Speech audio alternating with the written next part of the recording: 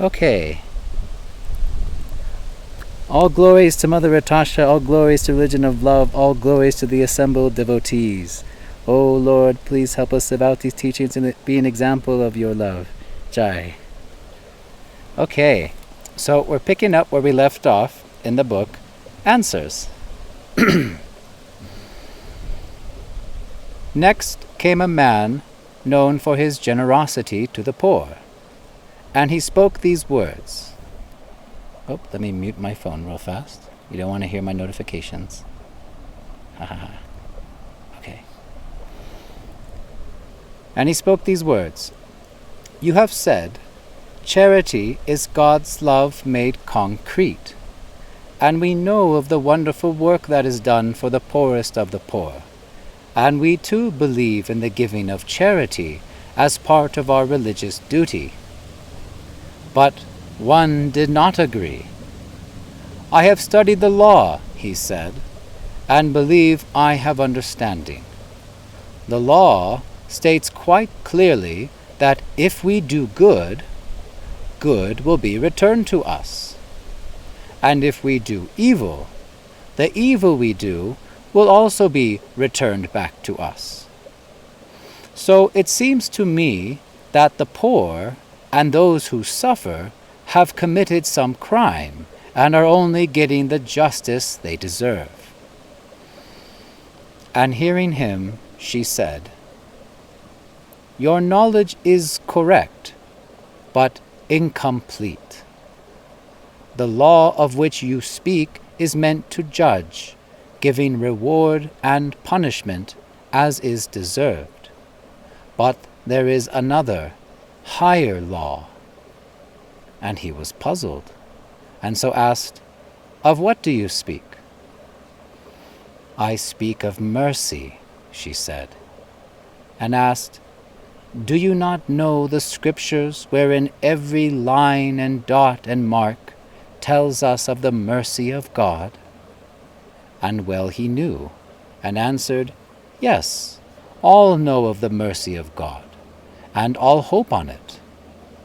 Then know this too, she said, that charity is as the mercy of God, which is given unconditionally, not that we might judge another, but that we might love each other.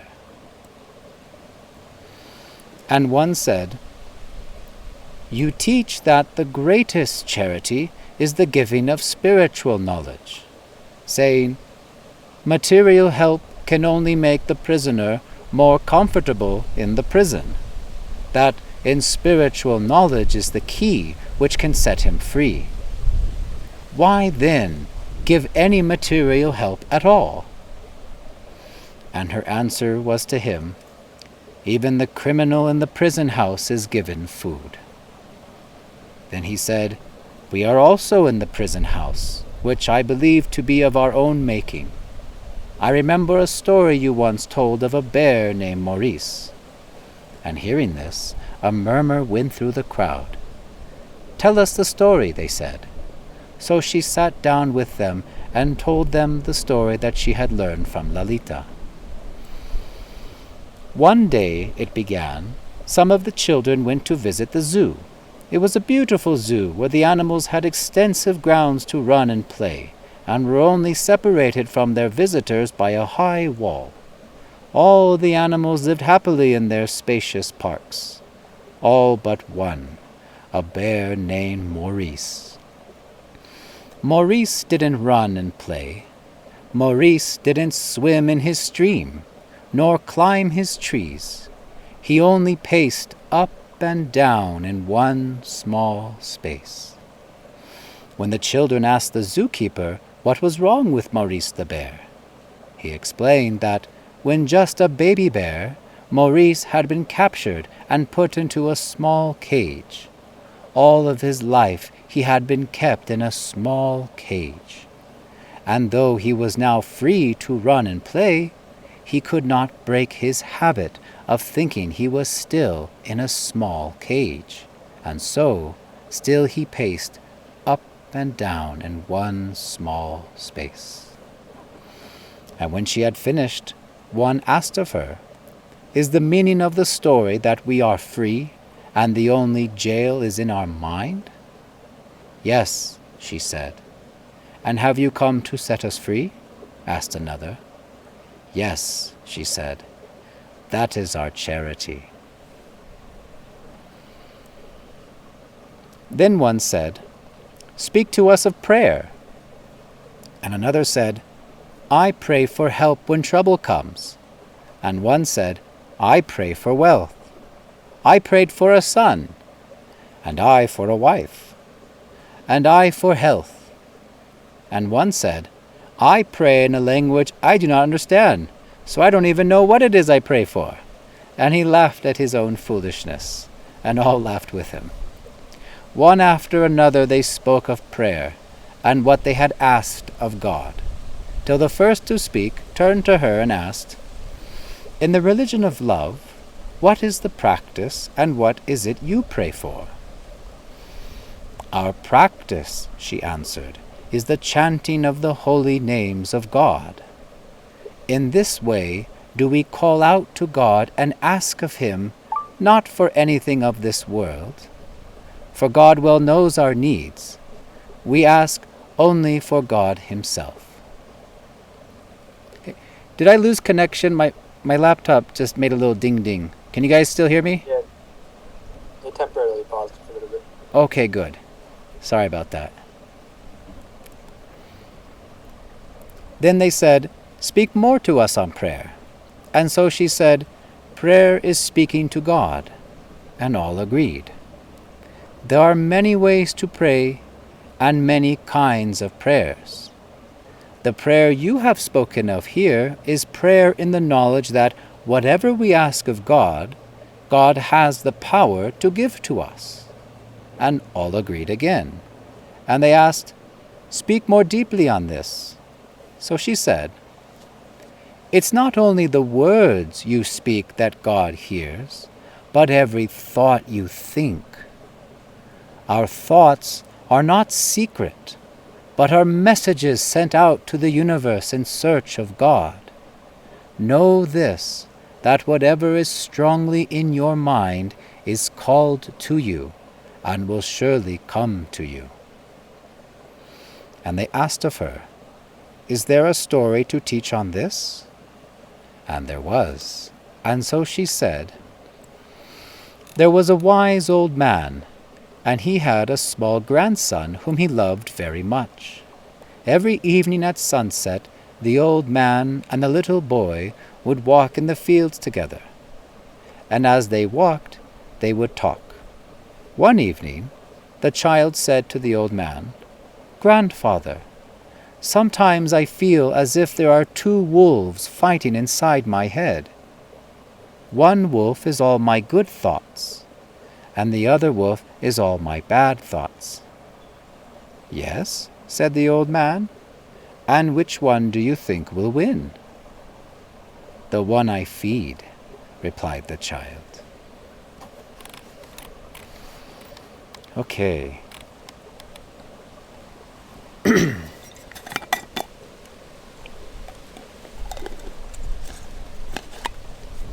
So charity.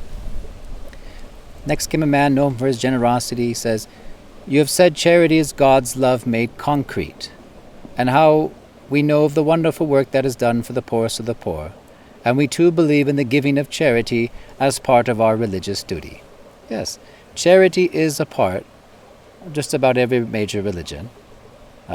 Some of it mandated in a specific way, some of it just kind of vaguely explained, but charity, giving selflessly for the help of others, is something that is a religious duty. And it's not just out of compassion for those who are in need. We're asked to give in charity also to free ourselves. For when we sacrifice the fruits of our own labor, give up the things that we think that we possess, do we actually free our minds of attachments and entanglement with this world? It's actually quite liberating and helps purify our mind to just let things go and give it away without any expectation of reward or benefit, but just to do good, and to be good, and to please God. This is the form of charity, which Mother Tasha says later, which is given unconditionally, mind you. No conditions. No strings attached. Sometimes you have to be wary of one bearing gifts. Usually there's something behind it. But there's not that type of charity we're talking about. We're talking about pure charity out of love. In the Quran, charity, which is called zakat, is one of the 5 pillars of Islam, that you give in charity to the poor. And rightly, those with more should give more, so that there be more equality in society. In Sanatan Dharma, in the Vedic Shastras, the Grihastras, the householders, those who have a job and careers and family and maintain their house, they're meant to give up to 50% of their income towards the Brahmins, which would be the priestly class, in order to sustain them, because they don't work. They're just constantly, they don't work for money, that is. No, they're busy. Everyone's busy, but they don't make money. So they help support the priests. And it's actually purifying. There's a whole relationship, whole ecosystem of society, as explained in the scriptures. So charity is a part of religion, very much so. And Mother Atasha, she was an embodiment of mercy and charity, if you knew all the work she did. But this guy shows up, and he says, hey, I've studied the law, and I believe I've got understanding that the law states quite clearly, if we do good, good will be returned to us. If we do evil, evil will be returned to us. So it seems to me that the poor and those who suffer have committed some crime and are only getting the justice they deserve. So this man is talking about the law of karma. You've probably all heard this word, karma. The phrase instant karma. It's like something, you say something, do something stupid, and then you smacked in the face with a rake. Instant karma, something like that, right?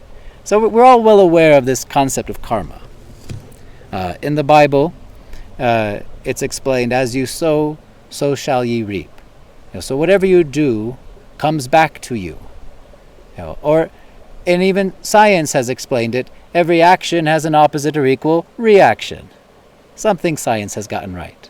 So it's the natural cause and effects of the material universe. And yes, the man is correct that those who are suffering in this world are actually getting the reactions of what they have done in the past.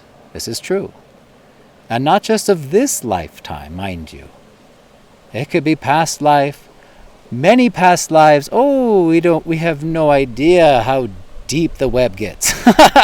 In fact, it's likened to like a 3D net that we are just entangled by, actually, in the Vedic Shastras, the web of karma.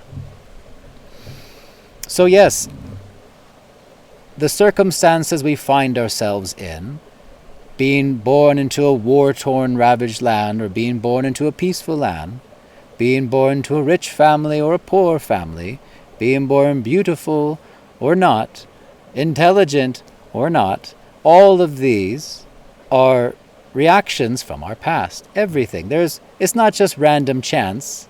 God doesn't play roulette. Everything has a cause and effect. And we are the ones who create our life and our reactions by what we have done. So the man is right, and he's saying, yes, why should I help these people? They're suffering. They deserve it. Shoot, which is pretty harsh, this guy. It's what he's thinking. And she says, well, your knowledge is correct, but incomplete. You don't know the whole picture. And she explains that there is a higher law than this, than just the law of karma to, judge reward and punishment as we deserve. And she says that higher law is mercy, which supersedes the laws of karma. Now, there's another part in the book of the Religion of Love where it says, divine love does not connect deserving with loving. This idea, they don't deserve it. No. All. And I'll never forget the first time I went to Bangladesh, to the first I camp, I got picked up at the airport in Jeshore, and Mother Atasha and Rajak picked me up in a little tuk-tuk, and all crammed in there with, and we're going towards the I camp. And I was just overwhelmed with their welcoming me, letting me be a part of this service, being in their company. And I looked back, I was sitting squished next to the driver, and I looked back to Mother Atasha and I said, I don't deserve all of this, honestly. And I felt I really didn't. I'm a knucklehead now. You should have seen me before. My goodness. Oh, I was a naughty boy. So I said, I don't deserve this. And for the first time, I really sensed the gravity of a spiritual master. Mother Atasha was not pleased at all with what I said, and her face had somewhat of a scowl. And she looked at me and she said, "Of course you are. Everyone is deserving of this." And I was like, oh, okay. And this is what we're all meant to come to. We're meant to love in this life as God loves us. We're meant to come to the highest state of love. And mercy is part of that. Mercy, compassion. Oh, connection failed again. Can you guys still hear me? No, you can't hear me? Oh, fiddlesticks. Hold on. Let me do my other hotspot. Hold on. Here, I'll do my hotspot. Turn yours off.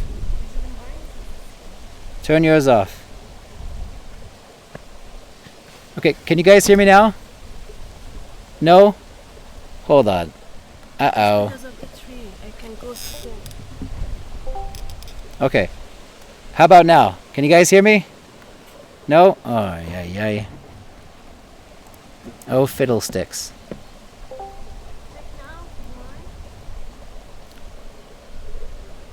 Did we get it? Can you hear me? You can hear me now? Oh gosh, hold on a second. Let me pause the recording, fix this. Yay. Okay, sorry about that technical glitch. Don't know what happened there. Alright. So, what was I saying? Oh, about the mercy of God. Love. We're meant to come to the highest state of love. So, and she mentions to him, "Do you not know the scriptures wherein every line and dot and mark tells us of the mercy of God?" And well, he knew and answered, "Yes, all know of the mercy of God and all hope on it." And she says, "Know this too, that charity is as the mercy of God, which is given unconditionally, not that we might judge another, but that we might love each other." That we could love each other and ourselves. There's another part in the Religion of Love book that says there was a time when Mother Atasha and the disciples were under attack by an angry mob. They were misled by fanatics, and they came pretty much with pitchforks and torches and machetes, and they wanted to kill Mother Tasha and all the devotees, but they were able to escape. They didn't harm them. God protected them. And then next year, because every year Mother Tasha returned to a certain area when the weather was good, and they would do these eye camps, these charity events. And what's that? I'm hearing some background. Oh, there's people over there. That's what it is. There's people hiking. Okay, that's not one of you guys. And the disciples said to Mother Atasha, "We shouldn't go back there. Those are dangerous, bad people. We shouldn't go there." And some of them said, "Yeah, maybe we should go back there. We should." Oh, cool! This horse is coming by. You guys can see.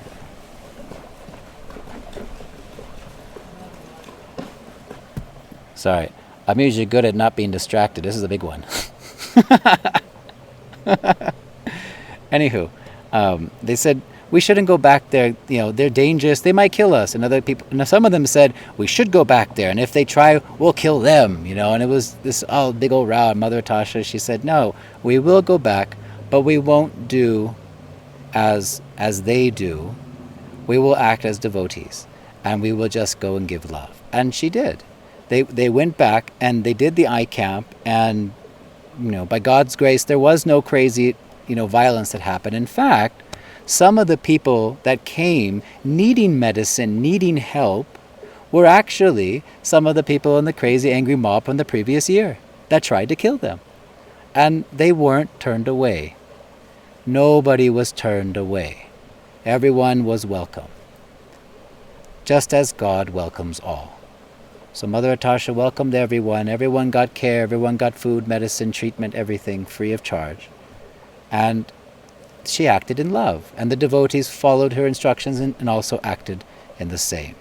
And by that act of love, that act of kindness, that mercy, not thinking, oh, they don't deserve it, not thinking, oh, they're not qualified, or they shouldn't get, no, but just giving to all. There's a beautiful part of the Religion of Love book that says the devotee of God is like a tree which tolerates, all sorts of abuse by people, throwing rocks at it and climbing it and scratching, their names into it, but still the tree gives fruit to all and does not discriminate. Tree gives fruit to all. So the devotee of God is like that tree. And those people, the mean baddies from before, their hearts were so touched by that act of love and kindness, and it changed them. And they understood that they were led astray. So we don't connect this deserving with loving. That's not how God loves us. We're meant to give unconditionally. And this is a hard test. It sure is. And we'll be tested, sure. But this is the teaching. And one said, you teach that the greatest charity is the giving of spiritual knowledge, that material help can only make the prisoner more comfortable in the prison. Yes, that's true. It doesn't. You can give someone the nicest food, the nicest cell, the nicest house, whatever. You're still in the prison cell. You're still in the prison. You're not, you might have made it more cush for yourself, but you're still here, trapped. So he says, if spiritual knowledge is the key that can set one free, why give any material help at all? And I just love her canny answers. Just, even the criminal in prison's given food. Still. And she said, you can't preach to hungry bellies. People are starving. People are suffering. Well, give the help they need. And that charity opens hearts. Because you don't hear the message of God with the ears, you hear it with the heart. If your heart is closed, doesn't matter what you say. Doesn't matter what books you give them. Nothing's going to get through. So charity is a way to open one's hearts. And it goes both ways. I'm definitely one who experienced how much my heart was open when I was able to give and act selflessly in that first eye camp. Oh, it just opened my heart so much. It allowed me to hear more. Really did. And then she tells the story of Maurice the bear. Baby bear caught in the cage, and up and down he goes. And even though he's got all this open space now, still he's just in his own little space, just up and down, because he's still in his mind. He still thinks that he's trapped. And so this is kind of like us. We are also in the cage of our own mind. We have the opportunity to get free from this world. We have every chance to break free from the cycle of suffering, from birth and death. We do. But we're so caught up in our mind that we go back and forth with emotions, doing the same old habits, the same old patterns, and just accepted things for what they were and not think beyond, and just accepted the sufferings of this world. It's just part of life, In fact, some people falsely preach that, yes, we're all meant to suffer. That's how we're supposed to be. No, it's not true. We're meant to come to love. and be free from suffering. And of course, all of the suffering we do endure is of our own making. But we can undo that. Yes, we can. We can untangle the web of karmic reactions. We can free ourselves of this world and go home to the spiritual. And the man asks, the moral of the story that we are free and the only jail is in our mind? Yes. And have you come to set us free? Asked another. Yes, that is our charity. So this is, of course, the greatest charity, the greatest help that you can give anybody is to free them from suffering, to help them come to love. That is the greatest charity one can possibly give. But you cannot give what you don't have. If I ain't got any money, I can't donate cash to a charity. If I don't have any food, I can't feed you. And if I do not myself practice the processes and spiritual path by which I can come again to God, purify, free my own mind, I won't be able to give that to anyone either. There'll be no potency behind my words. So you have to give it to yourself before you give it to another. Like one small flame of a candle can light more candles. First you got to light your candle. Well, it's already there, actually. We're already lit up, but it's very, very tiny, like a little ember. Honestly, like a separated ember from the fire. It's kind of like crinkling and gold, red a bit, but it's kind of snuffed a bit, and you got to stoke that little fire. You got to grow that love in your heart through that purifying process of religion, of spiritual practices, chanting the holy names of God, for example, until it builds into a fire. And then you can easily inspire others, not by, hey, listen to me, no, but just by how you live, how you act, who you are. That inspires. And then they talked about prayer. I think I'm going to go over a bit, but I guess I'll be fine. One said, speak to us of prayer. One says, I pray for help when trouble comes. Yeah, it said it's easier to pray in hell than heaven. Most of us pray when Shiza hits the fan, right? We're just like, oh, and then like, okay, what. That's how most of us are, right? When things are bad, when trouble comes. And others says, I prayed for wealth, I pray for a son, I for a wife, I for good health, So we're all praying for material things usually. That's usually what we're pretty much like beggars, give me this, give me that, trying to make God our order supplier. That's mostly how prayer is for most. And then this guy's like, I pray in a language I don't even understand. I don't even know what I pray for. So this also happens too. I know a lot of people, different parts of the world in different faiths, that the language they pray in is not their first language, and they don't actually know what it says, but they go through the motions, and it's holy, I guess, right? So they think they know. And she says,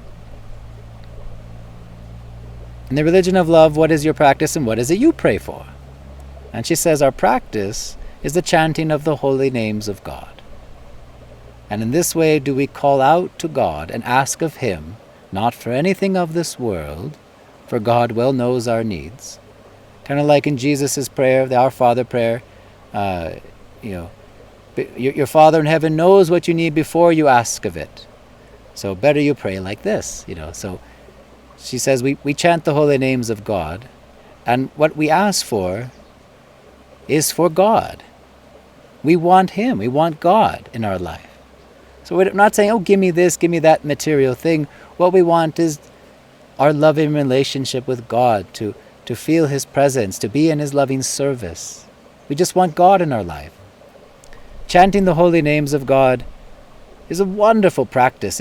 It's a spiritual practice. It's an active thing you do. It's also prayer, because in that prayer you're asking for God in your life, and it's also meditation, because it helps you control your mind by staying focused on the transcendental sound vibration. It's practice, prayer, meditation, all in one. Kit and caboodle, spiritualization.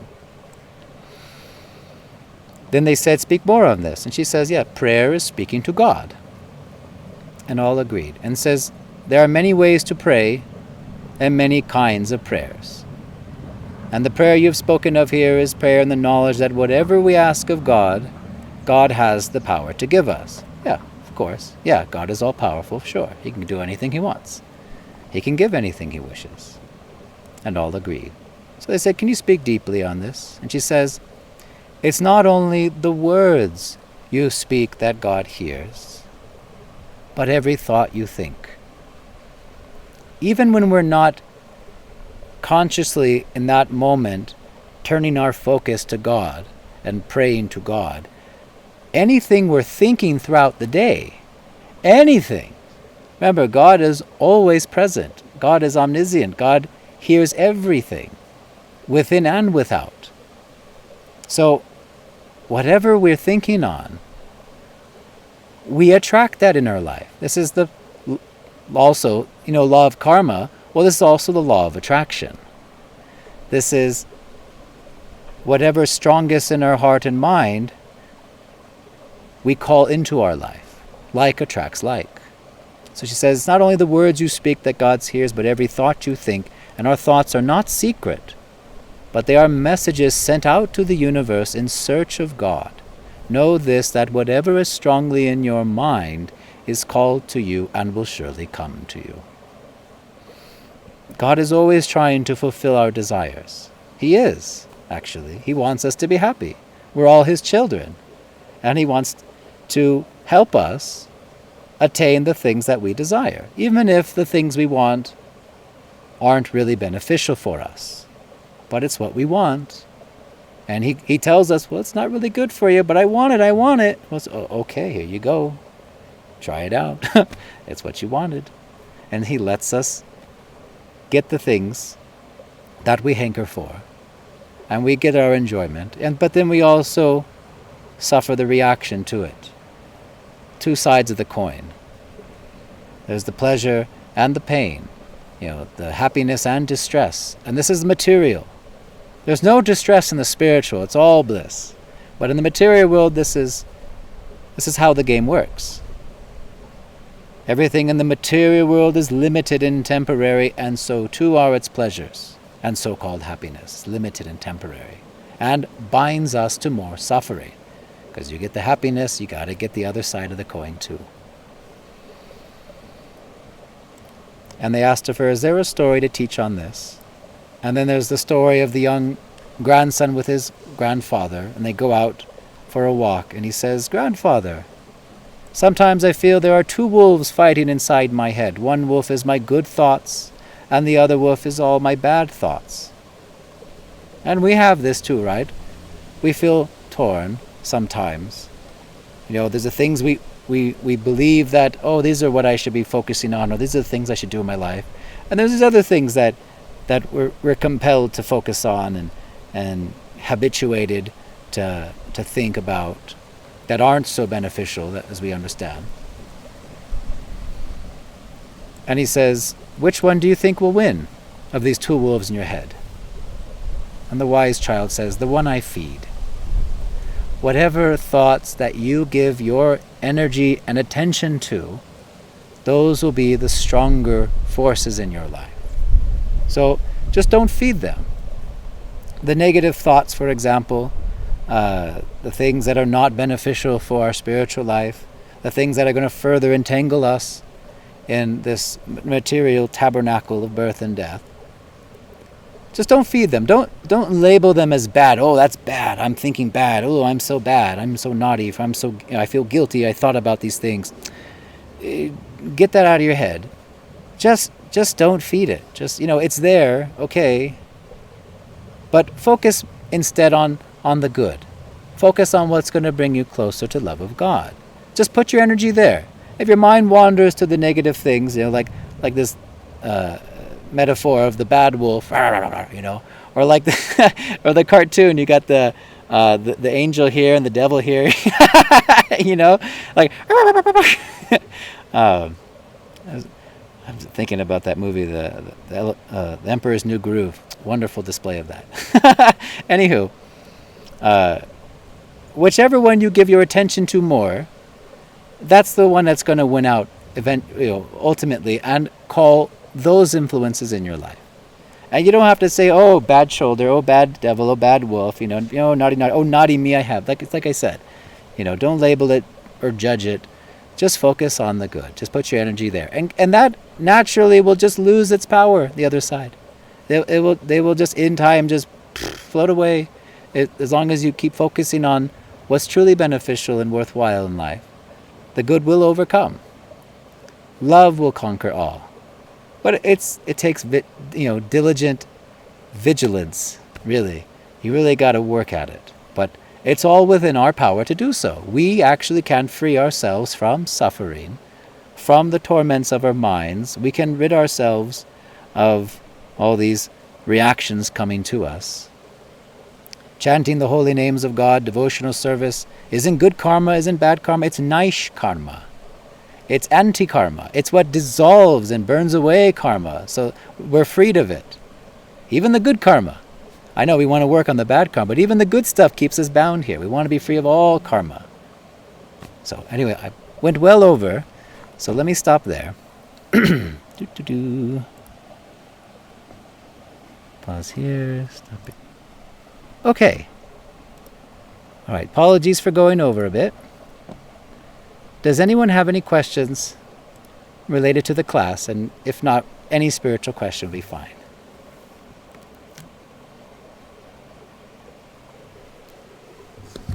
Yeah.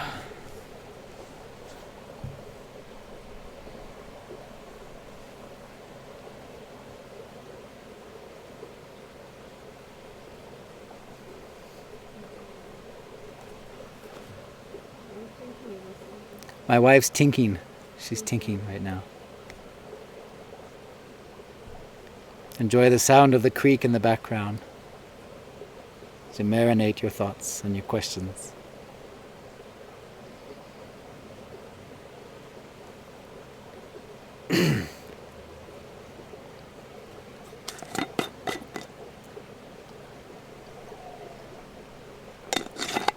The sun's now really hitting me from the side, so now I got the light and the dark. Ooh, look at the two wolves.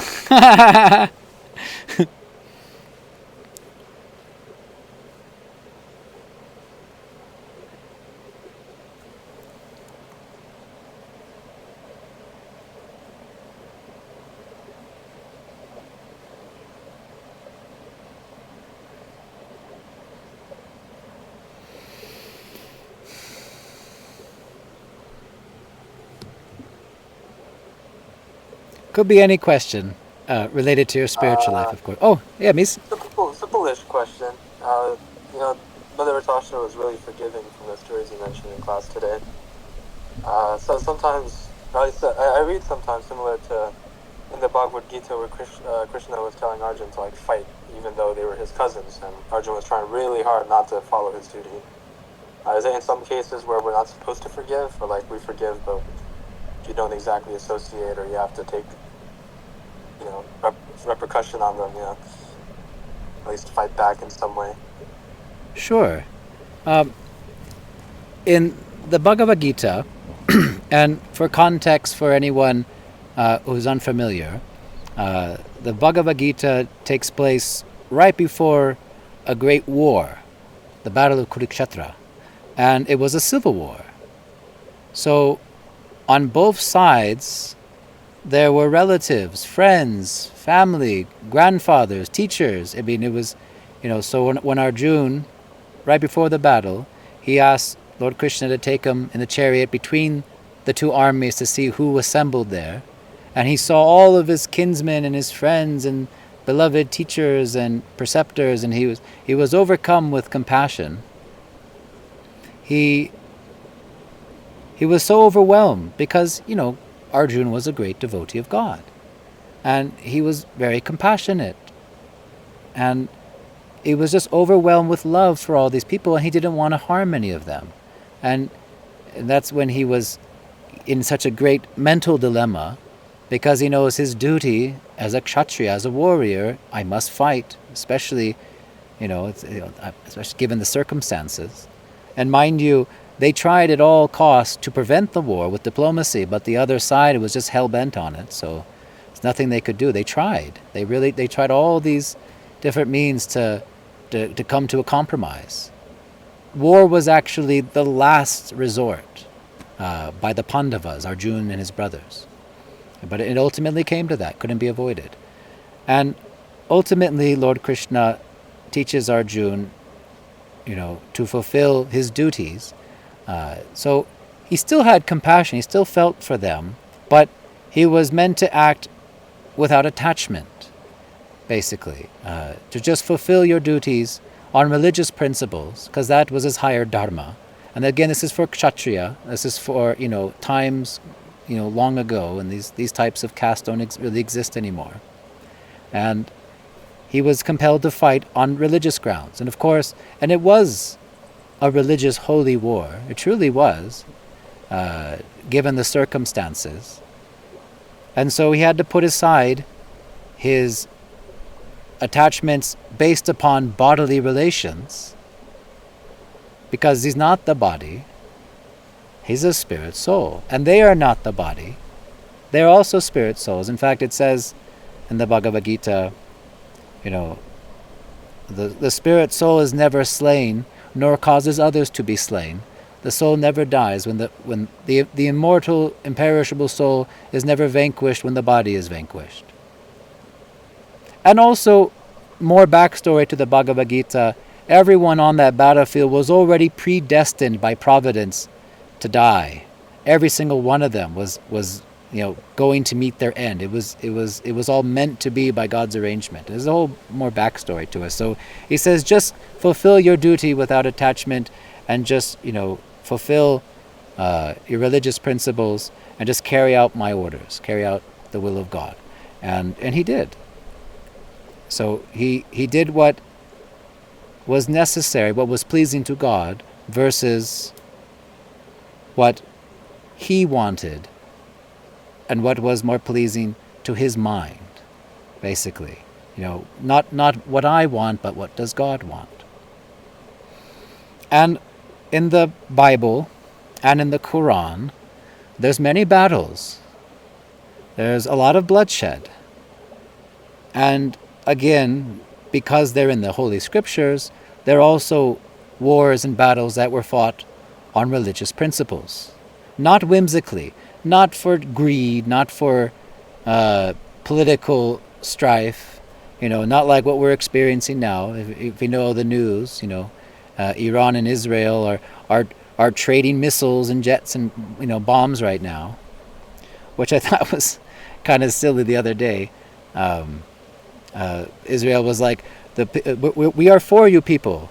We only against your government, but the people, we support you. Rise up. We got our back. And then the next day they're like, we're going to burn the city to the ground. All of you are screwed. I was like, what is this nonsense? Demonic consciousness. Again, that's not something on religious principles. That is something they're fighting from their own ego, from their own mind. And it's not pleasing to God. And the wars fought in the Quran, the battles fought in the Old Testament, those were commandments given by God to fulfill the duties, to fulfill God's will. And time and place. And a devotee of God doesn't want to cause violence, doesn't want to cause harm. Of course not. No. And verily, we never really have to. Never. We shouldn't ever. I mean, we're allowed to defend ourselves, sure. We're allowed to, fight back if we are threatened, if our life's in danger, those, next to us, our lives are in danger. We're allowed to fight back, yes. We're allowed to, I don't hurt a fly, but it's okay to hurt a mosquito because they carry diseases and they're going to, make us sick and die. So, higher consciousness, you got to, think a little bit. But the wars today, all the wars today and in recent history, they're not holy wars. They're not for the pleasure of God. They're for politics, they're for economics, they're for plundering, they're for egos, they're for revenge, they're for tit for tat. This is different. Arjuna's case He had compassion and love for his relatives and didn't want to fight. So he didn't want to fight. He had to get coaxed into fighting. Krishna had to convince Arjuna that this was the higher path. So already you see the different mentality of a devotee versus someone who's not a devotee of God. There are many people who say they're religious, say they're, holy ones, we're chosen people, but you see by their actions, by their words, they're not holy at all. It's a name only. They're first to want to fight. You have to talk them out of fighting. Versus a compassionate, loving, sweet devotee of God Arjuna, Lord Krishna is like, where has this weakness come upon you? You need to get up and fight. You're meant to do this. This is your duty. This is your dharma. So, context. We have to understand the context. Like we talked about last class, the context of the scriptures. If we're just know little piece and parts, I know some people will say, oh, your religion, it's all about violence and bloodshed, and others say, well, your religion's about this and da-da-da, but they're just taking piecemeal, not understanding the greater context, not understanding the will of God, the actual message of love of God. So I know you had a little question, but I kind of blew it up. Sorry about that. Anywho, so I hope that answered your question, brother. Yeah, it does. Thanks. You bet. Oh, Karma. About karma, I know that every second even we can make karma by karma, good or bad, also. And I know that by the chanting the holy names of God, we earn nice karma. okay. I don't know. My wife's asking a question if you can't hear in the background. I'll relay it. But I don't know if there is an exact answer for that or not. But it's like if I want to buy nice karma, is it like at the end of the time of my death? If I just keep practicing, keep chanting, doesn't matter how long the day, I'm going to burn all the good or bad karma. My wife's asked, so any day, any second, we can potentially be accruing more and more karma. And yes, when we act in material consciousness with material desires, we do accrue more karma. Yes, that's true. Greater to lesser degrees of it. And she says, if I keep chanting the names of God, spiritual practices as much as possible throughout my life, that naish karma, that absolving of karmic reactions, is that if I just keep doing it over and over again, can I actually be free of all that karma? Is that what you're asking? Yeah, and how much I should, I don't know, is it really I'm going to be karma free at the time of my death? Can you be karma free by the time of your death? Well, sure. Yes. But You most definitely can. but what if even while I'm doing nice karma, earning nice karma, still I'm buying the good Excuse me. karma too? You guys heard that? Huh?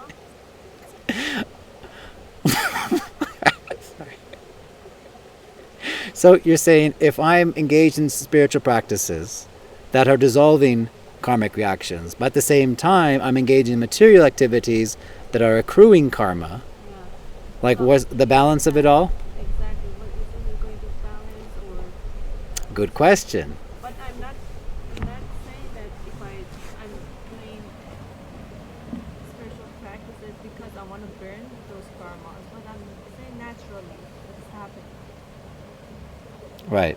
Well, to address that, and it's true, we don't stop all of our material activities and acting from material consciousness right at the bat. We don't do that. It's like the good analogy is like when we have a ceiling fan blowing in the room and you flip the switch, the current is stopped, but still it keeps spinning for some time.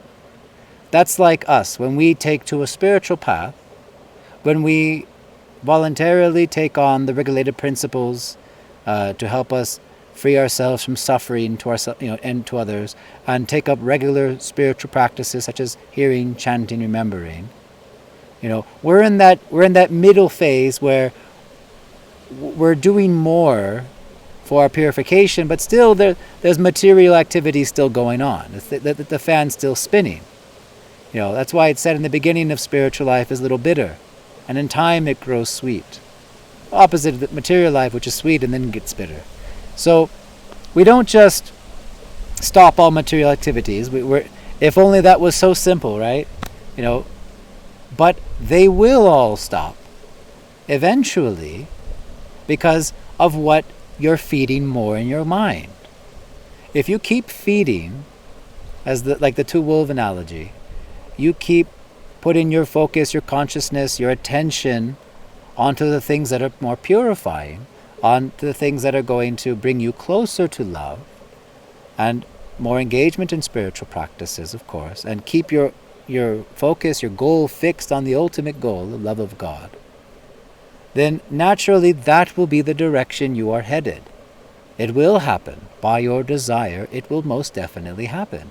And over time, you'll see that the activities that we had that were more binding, all the material desires that we were attracted to, eventually pall in their appeal, and we lose a taste for them.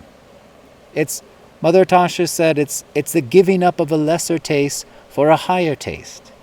You naturally become more attracted to the spiritual, to purifying devotional service over time the more you practice it. And you get more joy out of it eventually. And I'm living proof of this. For years I just did the minimum. I woke up every day early. I chanted 2 hours a day. My wife, you're chanting 2 hours a day too, at minimum. Regularly we're hearing from the scriptures, but I was working, I was in school, I was hanging out with my buddies, I was doing all sorts of stuff, but I still did my spiritual practices. And I'm not going to lie, it was kind of a chore that I had to get through, like having to do the dishes, like, oh, okay, here I gotta go, okay, I gotta get up, do my chanting. So it was somewhat of a chore, not going to lie, for many years. That okay, I finished my chanting. It's like when I finish my rounds, my daily chanting, it's like, okay, now I'm off to do all my other stuff throughout the day. But that's the power of chanting, is that you do it regularly, every day. And especially if you can take on those regulated principles, freeing yourselves from intoxication, freeing yourselves from eating meat, fish, and eggs, unnecessary suffering, freeing yourselves from illicit sex life, being a gentleman, being a lady, put a ring on it first, no fooling around, and not gambling. These are voluntarily things one can take up that can benefit your spiritual progress in life. Unless you were someone like me who accepted Mother Tasha as my spiritual master, then it became mandatory. then you that's a vow. Oh, I got to follow that. And so the more you keep regular with it, the more and more your life just gets more and more towards the spiritual. And I'm not exactly 100% sure on, my daily chanting is also cutting away at all the video gaming I did today. It's like all the other stuff I did. Is it gonna kind of chop that karmic reactions while I'm chanting? Okay, I'm not exactly sure how it works, but I do know that minimum. If you can chant 2 hours a day, and for all you who don't chant now, listening to this, you don't start at 2 hours. You build yourself eventually as a practice, little by little. But if you can get up to minimum 2 hours a day, that's many spiritual masters recommend this as a bare minimum. 24 hours a day they say to chant, honestly. But if you can chant at least 2 hours for God, and try and cleanse yourself of sinful activities. Over time, if you're regular with it, it will outpace and overcome all the material propensities of our minds. It will cut through all those karmic reactions. Yes, it most definitely will if you stick with it. It most definitely will. And Mother Tasha, she said, when you finish your final rounds of chanting of the day, and then you just want to keep on chanting more and more, you just enjoy it. It's like that's when you reach that that sweet moment. That's when you're now in the black, in a sense, in terms of what you're balancing your consciousness. And so yes, you can be free of karmic reactions, 100%. This is God's message. This is what God is telling us we can do. So you can be completely free. And you don't have to wait till death. Even before death, you can be free of all of that. And you'll know when you're making progress in life, in spiritual life, I should say, when you have a natural inclination to do devotional services, hearing, chanting, remembering, just because you want to do it. Like you love doing it. And you lose a taste for all the other things. Like, I don't want to do those things anymore. This is more fun to me. And it actually is more fun. What became a chore actually becomes a source of great bliss for a devotee of God. So even if you do somehow, I don't even know, it's not like, like you get like a notification, ding, you're free of karma now. I don't know how it works. But how should I explain this? Even if you do, I should say, when you free yourselves of our karmic reactions, liberate your minds, become self-realized souls, you realize, aham brahmasmi, I am not this body, I am spirit soul. Devotees continue their spiritual practices. They don't stop them. In fact, they keep doing them more and more and more, because they keep experiencing greater and greater bliss and love of God within their heart. They feel more and more connected with God. And it doesn't stop. There is no cap to how much knowledge we can awaken to within our hearts, knowledge of God. And there's no cap to how much we can love God. Oh, it's just ad infinitum. It's endless. So stick with it. Stick with the process, as they say. And it works. We just follow in the footsteps of those who are already fully purified and realized souls, who are free from all material desires and attachments, and we're 100% engaged in the blissful, loving service of God. We just follow in their footsteps. Do what they did. Not imitate, but follow in the footsteps. And we will realize what they have. Because that is what we're all meant to do. To live out the message of God. As a few classes back we said, to be the message of God. All of us can. I hope that answered your question, though. Get a couple minutes. Anyone's last quick question before we close the class?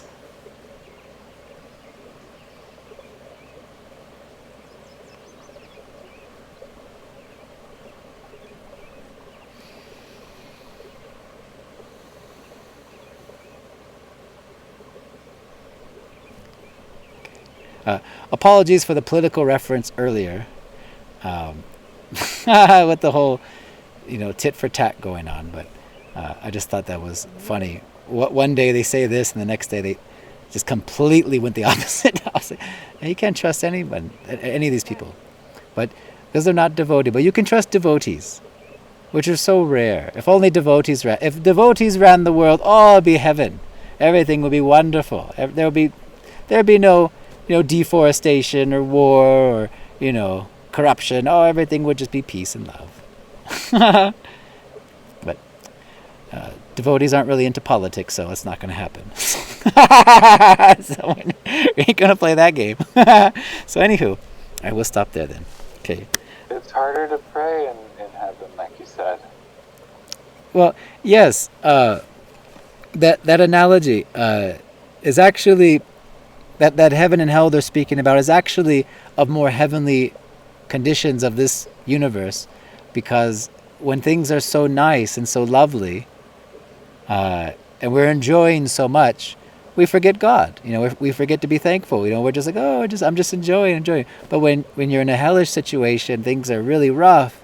You're like, oh, I need help. You're more in a pitiable, humble state, prideless state to want to pray. And this earth that we find ourselves on is right in the middle. It's not too much heaven, not too much hell. It's got a little bit of both, of enjoyment and suffering. Oh yeah, they're probably a little more suffering though, but but it's a good spot for spiritual realization. All right, okay, now I went over. So, all glories to Mother Ratasha, all glories to Religion of Love, all glories to the assembled devotees, all glories to God. Jai. And let me stop this.